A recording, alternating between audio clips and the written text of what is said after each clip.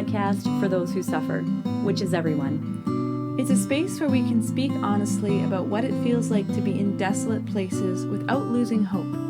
Welcome to In the Thicket. This week's episode is all about broken friendships. And when we say broken friendships, we don't just mean friendships that have ended because of strife or conflict, but we're also talking about friendships that may have come to a mutually agreed upon end, or even may have ended because of moving or things like that. So we talk about the experience of having things that might be unresolved in friendships and the pain of letting go of some of those relationships that may have been very dear to us. And we talk about the things that have helped us to have some perspective in these kinds of relationship shifts. We hope you enjoy. Hello, everybody. Hello, I am Erin Kinsella. It sounded like I was just saying hello to myself. Because neither of us said everything. Hi, everybody. I am Nicole. And I'm Rachel.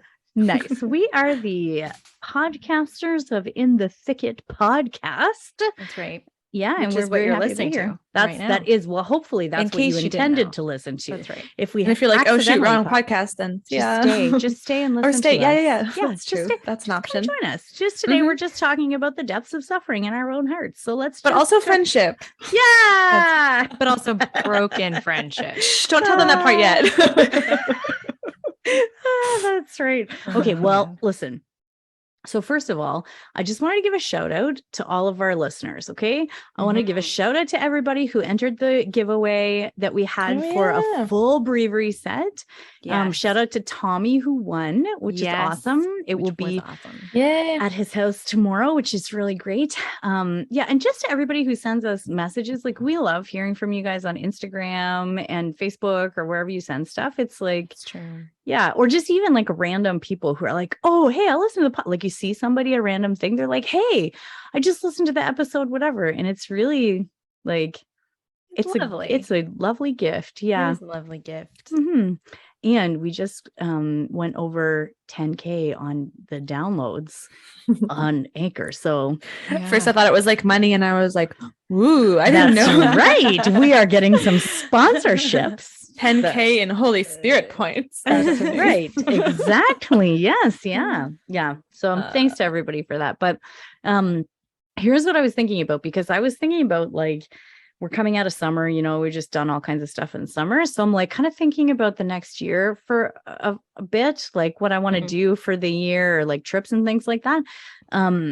So what would you guys do? Like if you were talking about not going on a trip with a significant other necessarily, but just like a girl's trip, like a friend's trip, if you could go anywhere or do anything, what would it be? What Like would you do? unlimited money, Unlimited money, Okay. unlimited place, unlimited length.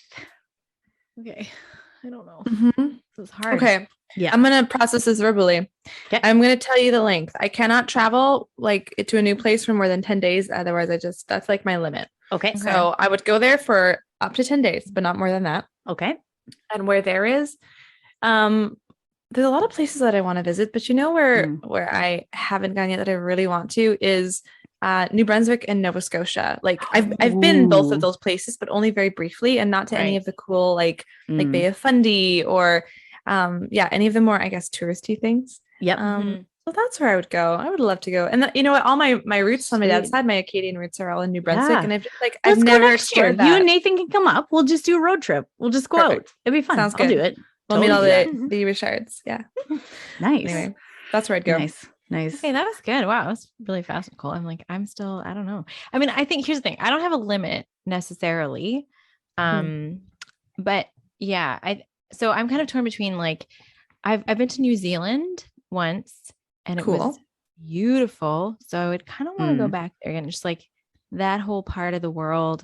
There's a lot of cool, beautiful stuff going on that I really enjoyed. Shout out to anyone who's listening from New Zealand or Australia. Australia is also really beautiful. Yeah. But my other answer was like, I also really want to go to like the Disneyland like theme parks and the Universal Studio theme parks and Harry Potter World and all that crazy stuff. And I would just like that would be fun to do with friends. I think that'd be really fun to do with friends. It's a good thing we said unlimited funds, because that is Right. more expensive to go to those expensive. places than it is for like plane tickets. Yeah. And I feel like my mom Crazy. would make a lot of fun of me right now. She's like, you're in your mid-30s, and why is that even an option for you? Like, that's weird. But that is, I think it would be a lot of fun. I really think that would be a blast with friends. Yeah, Fair enough. totally. Disney is the greatest place on earth. Honestly, it's like, I don't get the appeal, to be honest. Which I've never been, and I have zero desire to ever go. I just I don't. understand it that. is magical. I do. You don't think so, but then it's kind of like you walk in. For me, it's a little bit like Ripley's Aquarium in Toronto. I was like, that. I thought it was going to be the lamest thing, like whatever, some fish in a pond. I don't really care. And then you walk in, and there's like this massive, and there's like sharks swimming over you, and it's beautiful. And I feel like that's Disneyland. Yeah, it pulls you in with all the stuff. And it just smells good there. I don't know what it is. Wait, at Disney it smells good, or at Ripley? Interesting. At Disney. I haven't been on. I believe it. I believe it. Yeah. No. Erin, where would you go? Okay, so I would go. See, this is one of two things. The first potentially would be a cruise, although I have a trouble with that because I hear they're disgusting in terms of cleanliness of things. Like Well, I remember, cruises have gotten a bad rap in the last, let's say with the 2.5 years. There's, I would not like to be trapped on one for a length of time. Oh, that must have been awful. Yeah, I know, eh? But at the same time, like there's so much fun stuff on the ship, and like nice if everything is like all inclusive and you can just like go wherever, and then you get to go on like little ports and stops. To me, that seems fun. Or the other thing that I would definitely like to do, would probably be the Holy Land. I think that would be fun with people. And I think we might have talked about this before, but I really want to go to Razuk's tattoo shop. For this. I would like that too. Like I have been to the Holy Land, but I was like, I didn't have time. That's the only tattoo I would ever get. Okay, great. So let's go back. That's right. Cool. You, Nathan, and I are going to go to Nova Scotia, New Brunswick. Great. Rachel, you and I will go to the Holy Land. Seems like you're getting a little bit of a better one. Not really. Nova Scotia is my favorite place in the world. So there you go. It's true. Erin grew up there, so you're like, that's old. I love it. Yeah. Aww. Yeah. This is good. Anyways, well, this is good. Okay. So kind of switching tracks a little bit. Today, we're going to talk about this topic of broken friendships, because when we were doing the kind of like planning for the year and this topic came up, like, yeah, of course, like this is one that probably everybody has experienced. It's a pretty common thing. I think that sometimes friendships just break down for whatever reason. And it can be really painful, super painful. And sometimes even when things are not, like when they don't actually get resolved in some kind of way, then that can be like an additional layer of pain, So, we're going to talk a little bit about that today. So what do you think? What do you think, Rach?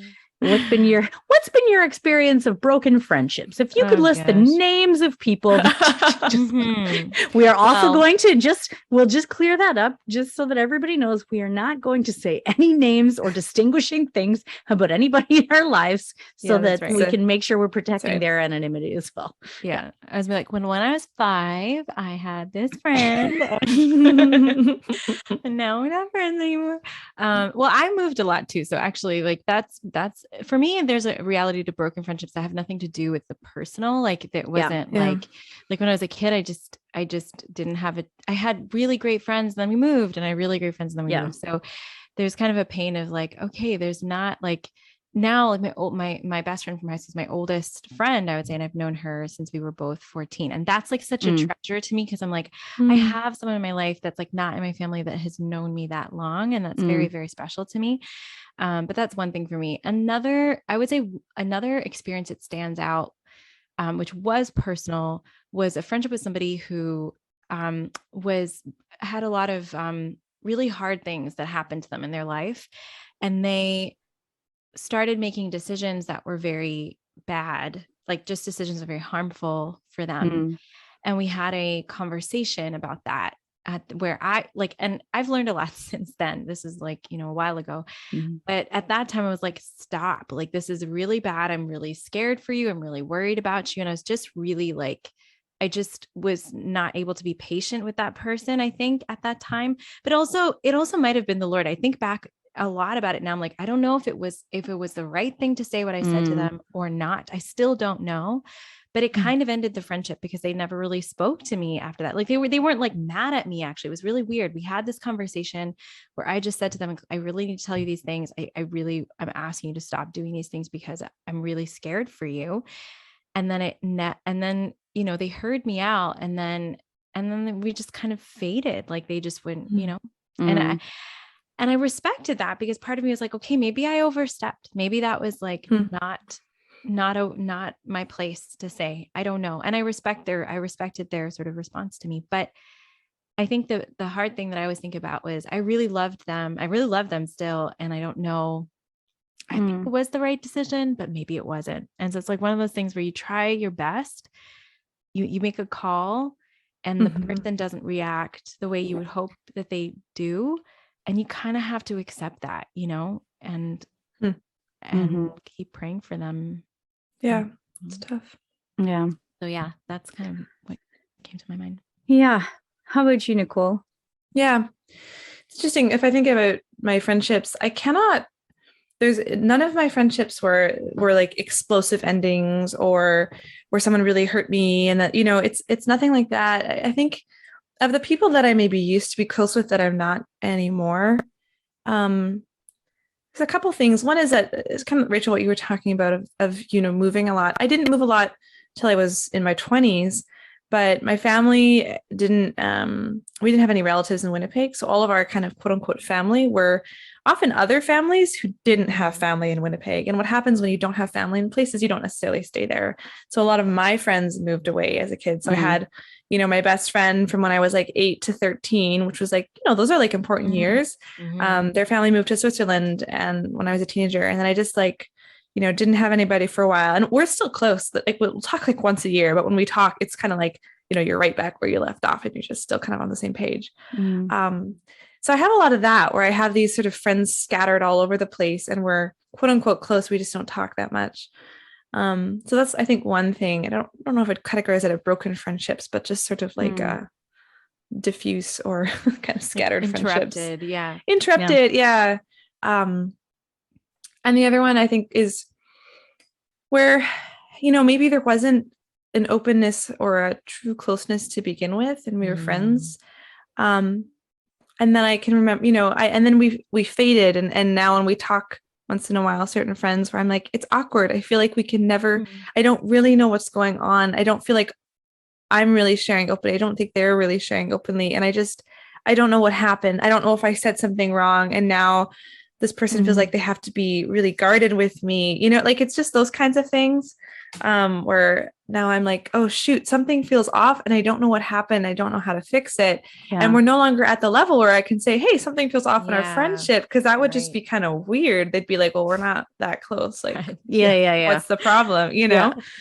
And so I think those are the ones where I'm like, yeah, or just, okay, maybe there's a third category, but I can think of when I was, especially in undergrad, those 4.5, 5 years where I just was very consumed by school and I just didn't make an effort really to hang out with friends that much. And I sort of thought that wouldn't make a difference, like that they would just sort of be there. And then all of a sudden I finished and everyone had kept moving on with their lives. And it was just like a shock to me, like, oh, like I have to actually nurture friendships and spend time with people for us to keep being friends. I thought that once you were friends and you're friends and you can just ignore each other for 5 years and it's fine. Like it was, and maybe because so many of my friends moved away, I'm just sorry, this is not a therapy session, guys. Anyways, but do you know what I'm saying? So it's this thing of where there's no explosions, but sort of just different, different things. So what about you, Erin?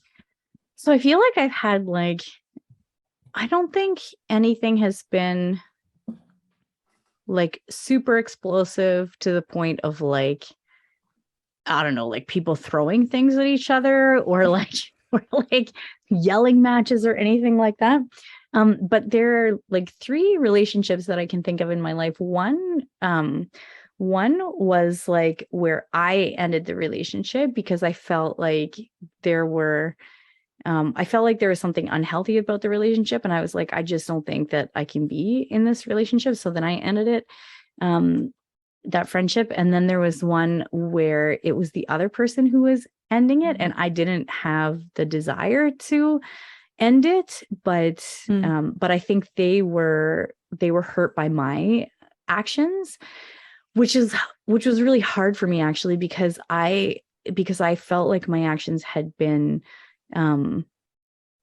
like not like, I felt like in all the things that I had chosen to do or say or things like that, that I had really like prayed about things or had tried to be like as charitable or like to be open to what they were saying or like things like that. But it just got to a point where it was like, I think they were just too hurt by how everything had unfolded, that they didn't feel like we could kind of be in a friendship anymore. And then there was one that was kind of like more of like a mutual, like It's mutual. It was, the feeling was mutual, you know, where we had this friendship. And then there were some things that were like off, and then things kind of like came to a little bit of a head where there were like, I was like, oh, I don't think that this continue. And the person was like, oh, I don't think this can continue. But we kind of both had that they're like that. And then you're like, wow, we're both just like so on the same page. Oh, perfect. So we just agreed to hate each other for all of eternity. Perfect ending to everything. Yeah. So those are like, so I kind of had, but then I've also had the experience for sure of like moving. Like I can remember my friend Tina from Regina. Hi, Tina, if you're listening. But she and I were like best friends when I was in kind of junior high up until like grade 5 to 8 or 4 to 8 or something like that, which are like big years, you know? And so I remember bawling in the car when we were leaving there because I was so sad. And I don't think actually, to be honest, that I've had a friendship like that in my life. Again, partially because I've grown up and like there's a priest friend of ours who says best friends are for little kids. Like he's very kind of of the mind of like, like, you know, like you don't like you friends, your close friends, you're like good, but like having like a single best friend who you call every night on the phone and talk, like it's, you know what I mean? Like you kind of grow out of the kind of friendships that you have when you're younger and to more mature friendships in a good way, if that makes sense. You know? Anyways, so maybe that's why, but like, who knows, maybe I'm just deeply wounded at my core from leaving Tina when I was, I'm just kidding, everybody, just, it's okay. I'm all right. But it is like, everybody just giggles uncomfortably for a minute. Rachel's got a pout face on. No, but it really is like, all of those relationships, I feel like there's like a bit of a mourning process. Yeah, totally. You know, like regardless of how they end or what happened or things like that, like, yeah. I've had this weird thing, especially with people who I'm just, you know, the people where they just 100% completely get you and they also challenge you. And it's just like this wonderful, not perfect, but like kind of close to that, like healthy, good friendship. You know, you have those rarely. And it's kind of like what you said, Erin, sometimes it's like, sometimes those are the ones that I find they get taken away from me, or like I can remember, well, this is there's been a couple times where I was about to, you know, a good friend was about to move close to me and we were so excited. We're like, we can be besties again and all of this. And then I moved, or like the opposite, like I was going to move and then they moved. And it was this thing where you're just like, how is this happening at the same time? Like, how are our paths not aligned? Like, what is this, you know? And this thing where it's like I had to start to see friendships not as this, right? Like, but I need this person, I need them in my life and I should have them. And this is a good thing. But like, okay, what is the gift of this friendship? And if the Lord is not giving this wonderful, perfect thing, maybe it's because it could get in the way of my relationship with the Lord, you know, how people can sometimes become a substitute. I don't know. But I think about how in a lot of religious orders or different saints, they talk about like not having attachments, you know, and in religious orders, you're supposed to have sort of equal friendship with everybody, which, you know, you can do to some extent. You like some people more than others, but you're supposed to be loving, not have sort of certain people that are too close to you. And I sometimes wonder if there is something kind of healthy to that. I don't quite understand it, but that in regular everyday life, the Lord kind of arranges that for you, where if you're overly attached to one person, then sometimes perhaps there will be in your life for a while, but maybe not quite in the way that you want all the time. Maybe I'm also just sort of jaded and bitter or something, and be like, the Lord just wants us to suffer or something. Like that's, you know, but I don't know. There's something. Yeah. So it's been interesting because I would say in the last 10 years, I have had this kind of really crazy experience happen many, many times where I am going through something excruciatingly hard, and I think that I'm going to be going through it alone. Like, I'm like, oh, okay. Like, you know, I have all my friends who I love, but no one's quite in the same space. No one's dealing with what I'm dealing with. And here we go, Lord, like you and me in the desert, kind of alone kind of situation. And that has happened, but often it's been interrupted, like the desert time actually. So I've had like kind of the opposite experience of friendships being interrupted, where it's like, suddenly a friend who I've had for a long time actually will come back into my life in a new way, where God's like, now you're going to walk this part together. But then I hear you, Nicole, because I felt now in this kind of like in my adulthood with these friendships, like I'm not supposed to grasp on too hard. Like I need to love these people for who they are. Like, first of all, not for what they can give me, but for who they actually are, the best that I can through the Lord, but with God's help. But then when it's time for them to explore something or to live their lives, to do what they're called to do, that they're not mine. Like they're, you know, they are like, there is a sense in which you kind of want to, though. You're like, this feels really secure. Like I have this person, I have these people, and like, I just want to have them. And like, if God takes them away, or if they go away for some good reason, even, it can be hard. But I think the same applies too, if it's a broken thing, if it was like you had this friendship and then like I had that conversation, or Aaron, it was like mutual or whatever, and you do part ways, and it is mourning. Like if you had something really good that you now have let go of, but it's a good exercise to let go. Letting go isn't always like a negative thing. It's a good thing to be able to do, you know? Yeah. Especially with, I mean, like, I don't know if you guys do this, but all the time I do this after I have a conversation with somebody, or if there's a conversation that's coming up with somebody, it's like, it plays in my head over and over. Right. And it's like, no, you Erin, imagine, you're the only one who does that. Never. Dang it again. But yeah, so it's like that thing of like you can drive yourself absolutely bajonkers with like taking that last conversation with somebody, or that conversation that really shifted something, and like replaying it in your head and assigning blame where you think it might go, and seeing or blaming yourself, or saying, if only I said this, or only if they said this, or whatever, you know, which is really hard, because that's like exactly when you're talking about like broken relationships, you know, not something that necessarily like ended with some kind of resolution, but where it didn't end with resolution, there's so much uncertainty around things often, that it's like, it's painful to kind of sit in that uncertainty, and it's hard to let go of something that's like sand slipping through your fingers. Like, how do you let go? Or it's gone. Of that? Like, or it's just gone. Been ripped out of your hand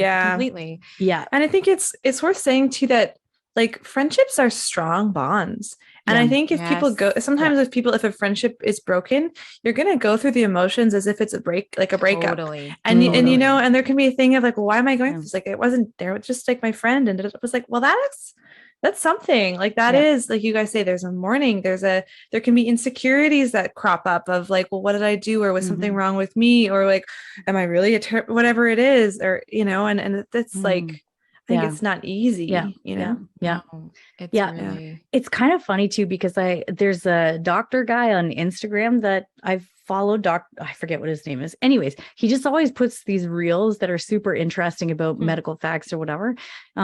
but it's funny because he's like, the only time that you ever remember something correctly is the first time that you remember it. And then your brain changes details. So like every time you remember, I know, right? So yeah. So like now you're going to doubt your whole life. Sorry. Well, like, yeah, I started my PhD program. You're like, oh crap. Every time I go to seminar, I'm like, I don't know if I'm remembering this right. I don't know anything.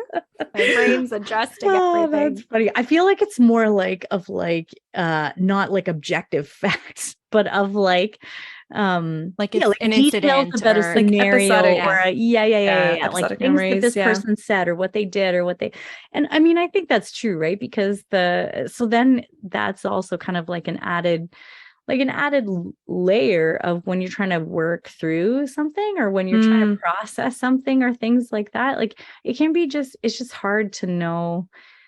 It can become its own thing in your mind. Like it can get extrapolated and become its own kind of thing. And then there's some reality, but a lot of it has been now built up into this story in your mind. And it's a little abstracted from reality now, but it feels very, very real. Exactly. And how often have you like had a conversation with somebody where you thought it was going to be huge, you thought they were going to be super mad or something was going to be, and then you talk to the person like whatever, like it's not, you know what I mean? But it's like you work something up, but then if you have a broken relationship and you've worked something up in your, but you can't resolve, you can't.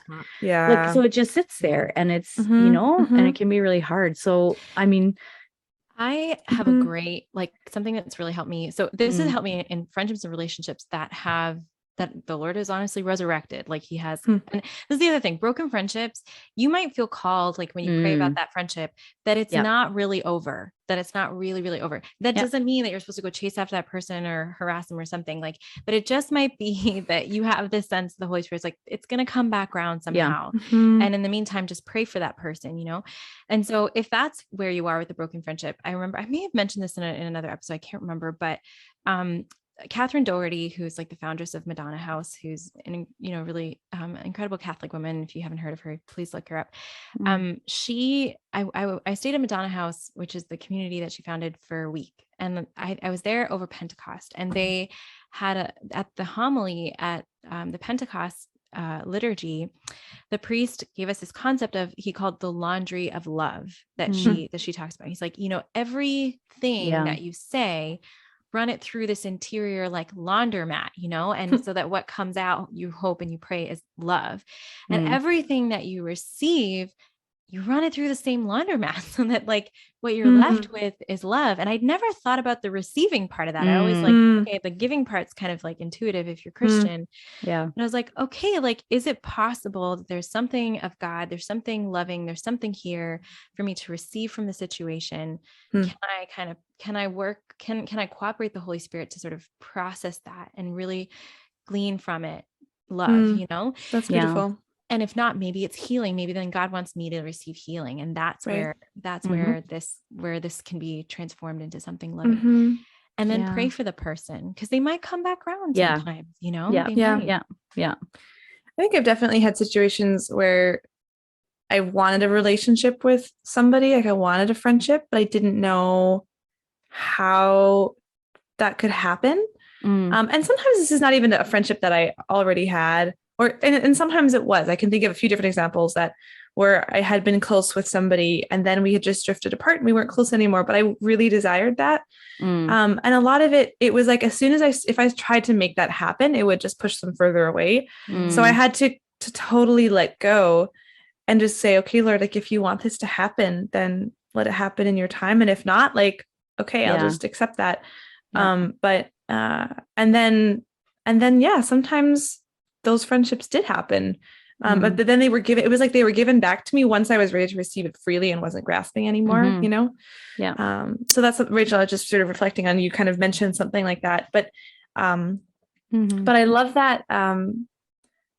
Also what you were saying, Rach, was like nothing is wasted, right? So in any of the conflicts or any of the difficulties, like bringing that before, like the what did you say, that the laundromat of the Lord, the laundry of love, that's what you call the laundry of love. Okay. And just so good. Being okay, Lord, like what is this for me? What is here for me? Like there's got to be something. So what is it? And having that openness to to be curious about what that's going to bring.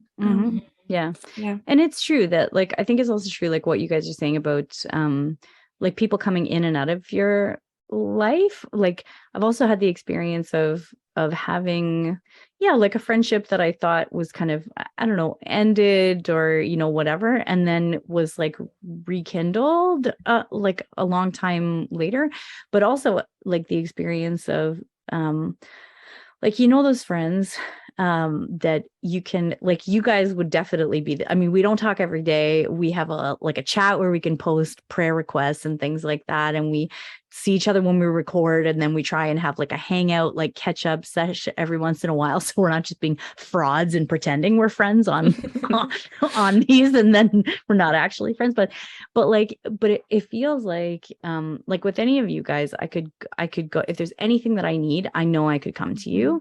Even if we didn't talk for a long time, I still would feel like I could come, and it would be, like, because there's just, like, and because there's like a depth to the friendship, and there are a number of friendships that I have like that, where like sometimes it would be like I wouldn't even talk to somebody for like a year, and then we'd have just like a catch up and whatever, and it's good because we know that the Lord is not having us in a season of our lives where we're like able to, but then it was a real gift, because a friend of mine, shout out to Amy, she ended up coming to Toronto and living with me for a few months while she was there for doing a thing. And it was such a gift, like so much fun. And, so it's like, there's like natural, like there's natural ebbs and flows. And like we talked about recently in our episode on finding community. So you can go listen to that one if you haven't listened to that one yet. But we talked about like putting things into the hands of the Lord, right? Like the Lord knows that we need friends. Yeah.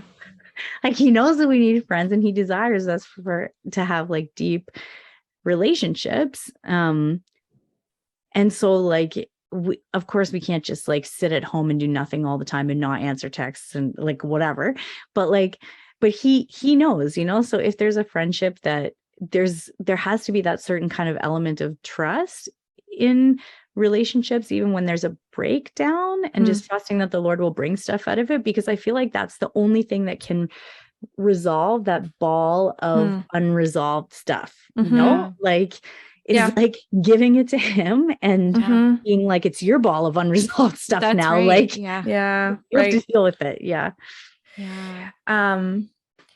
And I think we talked about this, or every cross there will be a resurrection. But I think for some cases, sometimes that resurrection is not going to happen until the other, until we're in heaven with the Lord, right? Sometimes it's going to happen beforehand. But when we talk about resolution, like in music, we have often songs resolve at the end. They end on the chord that's in the key of the song, right? Da da da da da da da da, whatever, so most of the time, but not always. And there's something, you can end songs in a way where it da da da da da da da da da da da, and that's it. And you want it to like, that's so uncomfortable. It's so uncomfortable. So I there was a conversation my uncle shared with me once that he had with his mom, my grandmother, and he was sharing with her about a friendship that had this unresolved ending, and he was just really struggling with it, and it was really painful. And so he says that she listened, and so that whole side of my family is very musical. So she listened to him, and she says, in music, not all the songs resolve, and that's okay. And so I think there's also that of like, how can we trust the Lord to bring the resolution, or to trust that if it doesn't resolve in the way we want, that he's still in that too, and there can be something beautiful that comes from that. And I think it's like wonderful. The way we can also look at it is like a wonderful opportunity to love someone disinterestedly, right? Like you are not, you're no longer getting the benefit of that friendship or of loving this person, but it's a great exercise if you feel, I mean, it's not like I don't want someone to get scrupulous, be like, okay, I have to like pray for everybody that I'm not friends with anymore, that. But if there's a kind of like a lack of resolution, a beautiful thing is to carry that in prayer, and really like give that person to God, and really will want for them to be well, and want for them to have like goodness, and not just not for how it's going to impact you anymore, because it's maybe it's never going to impact you again, but like just to desire their good and to give that, or to ask God for the desire for their good, you know, and just like, I think in a way that can bring resolution to your own heart, be like, I want the best for them. Yeah. And that's what I'm going to pray for. And I'm going to leave them in the Lord's hands because, you know, because that's all I can do now, but that's a lot. That's a lot. Yeah. That's doing something good. Yeah. Well, and there might be like really practical things that can go along with that, like unfollowing them on social media. Like, or, you know, because it's like that weird thing that we do of like, we want to just peek in on somebody else's life. Like if we don't have the friendship with them anymore, and then we're just like Facebook stalking them, be like, what are they doing? Or they do. And then it's like this weird place that we can find her. Right. With one of the relationships that I was talking about, I was kind of finding that I wasn't like stalking the person, but I was finding that like when stuff that they had posted would come up in my feed, that I was finding myself disturbed. Like my peace was being disturbed because it was like the whatever ball of unresolved stuff was there. It was kind of like that was like making itself, like it was trying to put itself back into my life, when I was like, no, like I'm like, with grace, I have given this to the Lord, and you know, but that was like a really practical thing for me. I was like, no, I just have to unfollow them on things so that I'm not seeing things. Right. Yeah. Right. Because you don't have to even unfriend them. You can just unfollow so that you're not seeing it. It's not affecting you. That's really practical, Erin. I think that's actually super wise. Yeah. I love it. This is not personal, but I've unfollowed everyone on Facebook because I don't like having a newsfeed. I find it too addictive. And so I don't see anything that anyone posts unless they like send it to me personally, or I contact them and I'm like, hey, how are you doing? That's cool. That's neither here nor there. But anyway, it's not that I don't love you all. It's not that I view every one of my Facebook friends as a broken friendship. That's right. Rach, your video is totally frozen and you look so bored in your frozenness. It's quite funny. But she's your audio is on good. My end. She's not? No. What? And you're not frozen for me. No, now you're not frozen anymore. Okay. It was great though, because the way you're frozen like it looks okay, it wasn't that bad, but you looked like very bored. Yeah. Rachel, do we need to have a conflict about how bored you are when we're talking? Right. This is gonna be a broken friendship. Yeah. Yep. No, what have you found, Rach? Is there anything that you found that's been like helpful for you with I think that I think that I think that's pretty good. I'm trying to think if there's anything else. I'll add something. You know, if the break was it's a hard thing and it's like a breakup, then I think the practical tips you're saying, Erin, are good. Yeah. But for me, if it's a thing of it that it's faded, and maybe it's a faded friendship because I didn't make the effort. Yeah. I'm challenging myself, make the effort, like just stay in contact with people. You know, if the I don't know. I don't want to say if I feel like it, but if the impulse is there, you know, but wait, this person isn't somebody I want to just lose touch with from me just being unproductive. I can't think of the word, guys. I'm getting tired, but you know what I mean? Yeah. I do have one thing, actually. I do have one thing. I think, and we've already kind of touched on it a bunch of times, but I think it can really be like earth shattering to lose a friendship.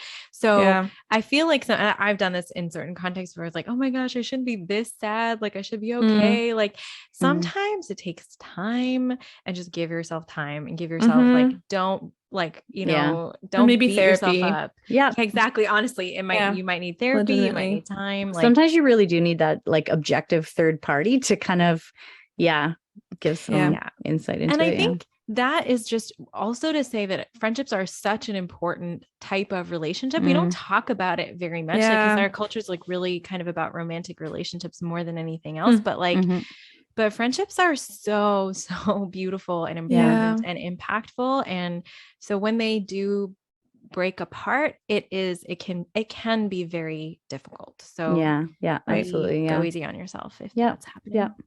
And regardless of how they break up, I feel like there's always something in it of the Lord that's like it makes me think of the scripture passage, but like taking the splinter out of your neighbor's eye without looking at the log in your own eye.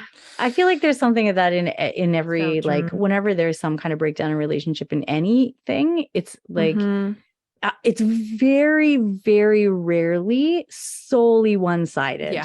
I think, you know? Definitely. So it is a good opportunity to, like, the Lord will use everything. Like, he uses everything for our good. So he can use it even to bring greater virtue in our lives, or greater self-knowledge, or whatever it is, you know? Like you said, there's a resurrection tied to every cross. Right. Tied to every death. Yeah. Yeah. Beauties. Okay, well, now that we've solved all the world's problems about friendship, good. We forgot to ask you before, does anybody have a God wink this week? You got a God wink, Rach? I was trying to think. I mean, I think, you know what? I will do the God wink this week, because I think my entire experience since moving here has been like one giant God wink, because in some ways, I don't. Yeah, that's right. Nicole just winked in the camera. It was like a big, really, I made one giant wink. Nicole, a Nicole wink. I have large eyes, so okay. Sorry, Rachel. Go ahead. Yeah. So I think, you know, I'm just really grateful, because I don't know, moving countries is insane. It's like a very, you don't think, for Canadians and Americans who are currently living in your respective countries of citizenship, you don't think it's going to be that big of a deal to move to the other one, because unless you do, it's the same language, blah blah blah. Yeah. But then it's totally different. Like, it is so much like crap. Y'all are weird or something. I mean, I love you all, fellow people living in the US. Yeah. Yeah. And like everything is different. You have to like do a bunch of paperwork, and I'm a lawyer, so it should be not that great, but you know, it has been nuts. And I just feel like managing that alongside kind of starting this PhD program, I was like, I don't know how I'm going to do this, but like, I think it's just been the grace of God that sort of carried me through this far. And I'm really, really grateful. So that's beautiful. Giant God wink. Just the giant God wink. Nice. Sweet. Awesome. Beautiful. Okay. Well, listen, ladies, it's been a delight as usual. And we would like to thank you, all of our wonderful listeners, dear friends. It's been wonderful to be with you also this week. And we would love to ask, if you haven't had a chance to go over and rate us, especially if you listen on an Apple podcast. It's super helpful if wherever you listen to podcasts, if you subscribe, or if you're able to rate us, because then it makes us discoverable more easily for other people. So that's a big help to us too. And who doesn't want a podcast about suffering? Yeah, you know? Everybody, come on. Oh, right. Yeah. We are freaking hilarious. So let's go. All right. Anyways, love y'all. We'll talk to you next week. God bless. God bless. God bless. Bye. Thank you for joining us for this episode of In the Thicket. If you like what you hear, give us a rating and hit that subscribe button. We have new episodes every Monday with more stories and honest conversations about life when the going gets rough, and the hope and humor amidst it all. We'd love for you to join our community on Instagram and Facebook at In the Thicket Podcast. While you're there, let us know how we can pray for you. God bless, and see you next week.